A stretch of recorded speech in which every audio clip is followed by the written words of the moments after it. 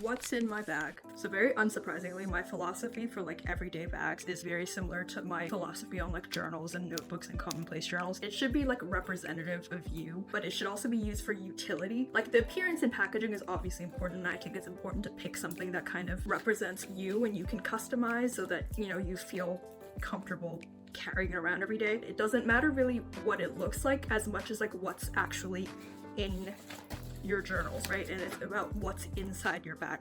So here's the bag. We have headphones, sunglasses case, but there's no sunglasses in here. I keep miscellaneous wires and my house key in here. Cardigan, because I always have a spare because I always get cold. Miscellaneous books. I'm studying like the bar right now. Like I'm taking like the bar exam, so that's what's in there.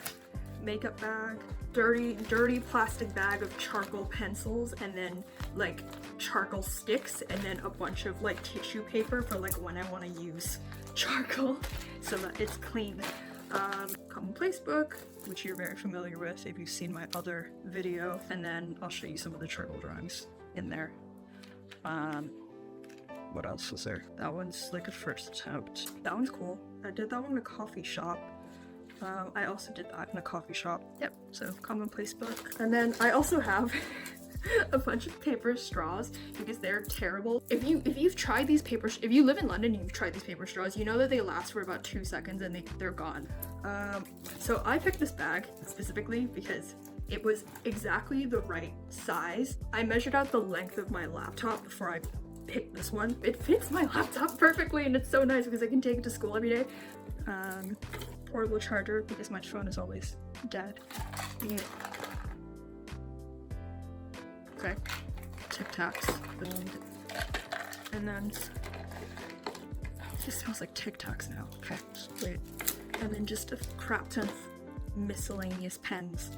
This is an eraser, and then pens, one pencil. I'll also show you what's in my makeup bag because I know girls love to see what makeup other people are using, even though girls love makeup videos, even though they're all the same, because it's just like eyebrows, blush, foundation, it's always the same, tweezers, eyelash curler, mascara, contact lenses because I have terrible eyesight, eyeliner pencil, which I sharpen with a utility knife. So I have to make sure not to mix this up with the charcoal pencils because it looks very similar. For dry eyes, blush, but it's very pigmented, so I have to be very careful not to use too much of it.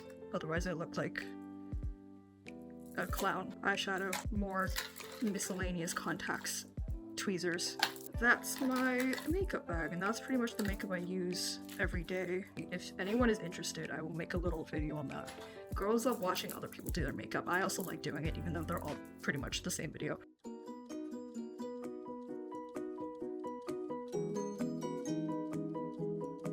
It's in focus.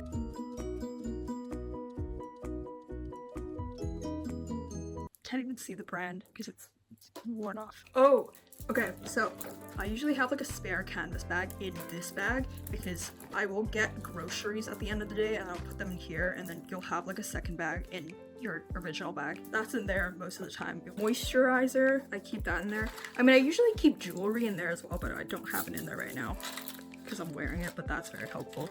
But yeah, that's my bag, and it's very pretty, and thank you so much to Teddy Blake for sending me this bag. It's beautiful and very large, which is very helpful, and it's exactly why I picked it. Okay, nice. It can hold a lot of things. I can hold like a full laptop, and sometimes I put my charger in there as well, and then like 3 notebooks and a cardigan. Very useful, very nice. It's really nice to have a well-made bag, and I feel like ironically it actually makes it less pressure to use. Now that I have a well-made bag for the first time, even if I scrape it or like damage it a little bit, I feel like it will still look beautiful because it's got like a good package to it. Even if it looks worn down, that'll just give it character. I feel like a good example of this is like the Birkin bag. It's just like the way it was made originally and designed was that it was meant to be loved and made and used in the way that Jane Birkin used it, right? Because it's called a Birkin bag. It's named after Jane Birkin. So I feel like she objectively is the only correct person that uses the Birkin bag. You know, look at this. She didn't have like a million of the Birkin bag. She had one of them, or like a couple of them. She just used that religiously. I think it's because she had the same issue as me, which is that it's way too much effort to like take all of your stuff out of one bag and you can move all of your stuff into another bag. You can tell that she really used her bags. She has stickers all over it. She customized it and it's like filled to the brim with stuff, which I imagine is the way it was meant to be used. I get that it kind of needs to like match your outfits because the bag is still like an accessory, right? You want to use your items to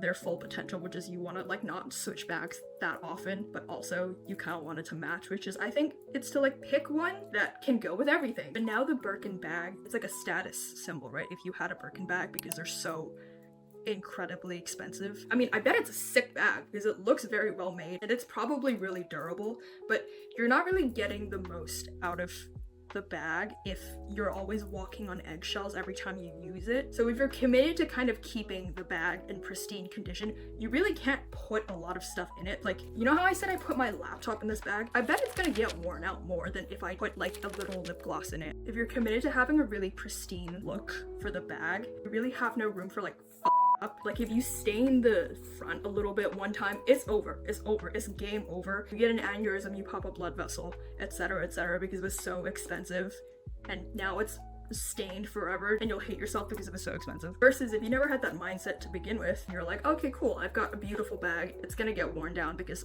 that's just how time works, but it's still gonna look beautiful because I love this item and I think it's beautiful and I'm gonna cherish it, I'm gonna use it as much as I can. Then you're not really as stressed about it, but obviously don't purposely break your bags in to make it look cool. I've seen that reel going around where a girl wanted to make her bag look like a Jane Birkin bag and so she smashed it. Don't do that, because that's cringe. Don't do that. If it like organically gets a little marked, then it's like, it's not that big of a deal, you know? Obviously I'm gonna try and keep this in perfect condition. I'm gonna try and keep it nice and stuff, right? But like, if it gets ruined, it's not that big of a deal. You pick something that's beautiful and well made, and then you prove that it's a good bag by using it to the fullest, like jamming it full. So I fit all my school stuff in here. I fit my books, I fit my law textbooks, I fit my laptop, charger, notebook, pens, whatever, right? It fits everything and I take it to school every day and it's sick and people are like, wow, what a fucking dope bag. And I'm like, thank you, it's a beautiful color. I feel like now, because I have a red bag, I can dress in like really dark muddy colors, which I do a lot of the time. By the way, follow me on Instagram for more pictures. So 90% of the time I'm dressed like a background character in a British TV show where it like rains a lot, kind of like a sad rained on child, which is kind of the vibe I like. I enjoy that. Sometimes it's boring. My clothes aren't very colorful because every time I buy clothes, right, because they're so expensive, I'm like, well, I better buy something that matches everything else. And you know what color matches everything else?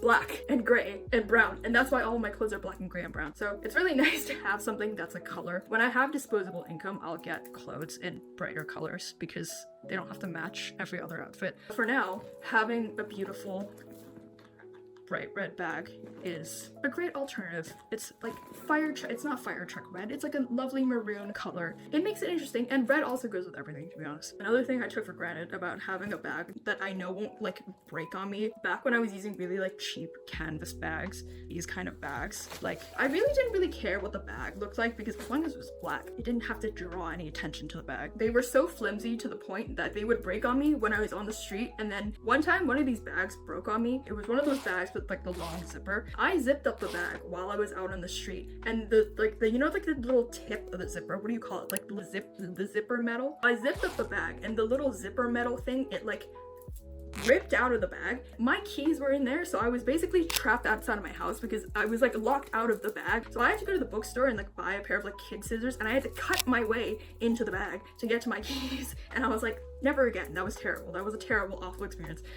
Anyway, I'm not doing that anymore. Thank you, Teddy Blake, for giving me this bag. Teddy Blake uses Italian designers picked from very well-known luxury brands. They create a bunch of handbag designs, so I picked this one obviously, but there are a ton on their website, and they release new collections every month. So they really specialize in making like luxury bags at affordable price point for a luxury item. What's special about these bags is that they make sure that every Teddy Blake bag is characterized by being like really well constructed. That's why I say I can like carry a bunch of stuff in here and it'll just, I know that it's gonna like keep its shape, it's gonna like stay together, and you just know that the quality of the bag is going to be good, so you'll never have a mishap where you'll get locked out of your bag like what happened to me. So thank you again for Teddy Blake for this bag, and it's actually beautiful and I actually really like it, and I do actually use it every day.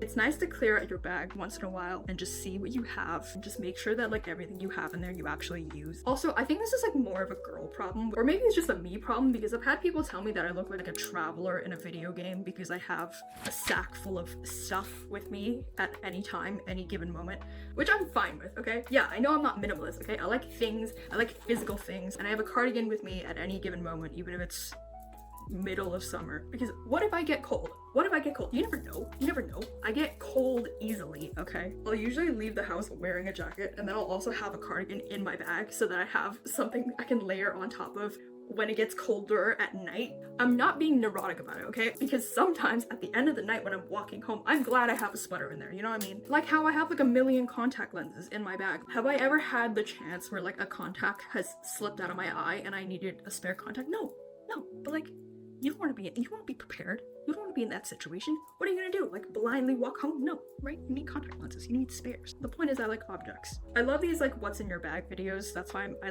wanted to make one, because it's like a little diorama into someone's brain, right? You can really tell a lot about a person from what's inside of their bag. Sometimes when I wake up in the middle of the night and I like can't go back to sleep, you know, like how Vogue does a lot of playlists of like celebrities where they're like, oh, what's in my bag? I made like a playlist of those and I would just put that on shuffle and I would just watch them because it's very soothing. It's very relaxing. I really like that style of video. I know those videos are probably like a little bit fake, but like honestly I don't really care. Except I remember there was one of those videos where like Hailey Bieber was like, yeah, I keep like a DSM, I keep like a medical textbook in my bag to read. Except for that, all the other ones, they might be fake, but I don't care, but that one was goofy. And I just like knowing what people own. The same way you probably like to know what I own. It's like a nosy neighbor thing. Also, like historical bags. Have you ever walked into like a museum and you see all of the beautiful bags throughout the century? It's like a fashion thing, but it's also like a history thing. It would be incredible if you get like historical insight into like the people that carried these bags throughout history. Like, look at all of these. Right? That's very cool. Actually, you know what's a good idea for like a social media runner? I would do like one of those skits, but like make it what's in my bag. You know how there's like a bunch of videos online from the English Heritage Channel where they'll do like someone dressed up as a Victorian maid and they'll be like how to churn butter as a Victorian maid, or like how to make custard pudding the Victorian way. I feel like they should do that, but like what's in my bag Victorian style. If English Heritage Channel wants to email me, then please do. I love when writers document their belongings. Some of my favorite writers that do that, Joan Didion very famously has her packing list of belongings. Another person that does this is one of my favorite writers, Georges Perec. He's a French writer and he's really well known for his very playful writing. For example, he wrote an entire book without the letter E. It's just like stuff like that. It's just playful. And I don't have a copy of this book that I want to talk about on hand right now. It's on my parents' house, but it's called Species of Space. The book is just like him listing things like in his apartment, or just listing things in his room. He'll kind of expand and he'll go to the street and then the world. So it's all about exploring belongings in space. The formatting of some of the pages, it kind of looks like, you know, those contemporary poems you see on Instagram that everyone dogs on because they're like, oh my god, why is it doing that? Except this one is different because it actually has a purpose, because the entire premise of his book is that he likes to investigate space, right? So he's investigating kind of the space of the page. Part of having things is also to have the absence of things. It's about being experimental. It's about being playful with physical things. And I like his books because every time I read them and I see his list, it feels like I'm in Paris at that time. It gives me like the feeling that I'm really there in a way that even like actual prose writing and descriptive writing about a time can't really do, because it's so honest. Because yeah, there are this many things. There was a chair, there was a desk, there was a, you know, I can't even be like, actually I don't really feel that way. It doesn't really like do it for me, right? Because it's like, yeah, that is exactly what I would see. But like, yeah, table, chair, cool, that is what it is, you know, like period. That's what's there. His books make me really happy. Look at him. He's just, you know, it's just a really comforting thing. I like the feeling that his writing gives me. Anyway, next time you're in like an annoying conversation with someone and you want to seem like cool and well-read, say Georges Perec. Say, oh, I really enjoy Georges Perec's books, you know? And I guarantee you the annoying person that you're talking to will not know who that is. So you'll look very cool. So there you go. I recommend getting a physical copy of his book and just having the experience and reading. I think you can learn a lot about yourself as well from your items. It might seem a little bit obvious because you're like, yeah, obviously I know about myself. That's why I picked having the things that I have, right? But sometimes you're not aware of it because you just kind of buy things and you don't really investigate how you use them, and you probably don't realize that you use your things in a way that's very specific to yourself, even if someone might have like exactly the same item as you. Like a million people have Bose headphones, you know what I mean? You use them a specific way,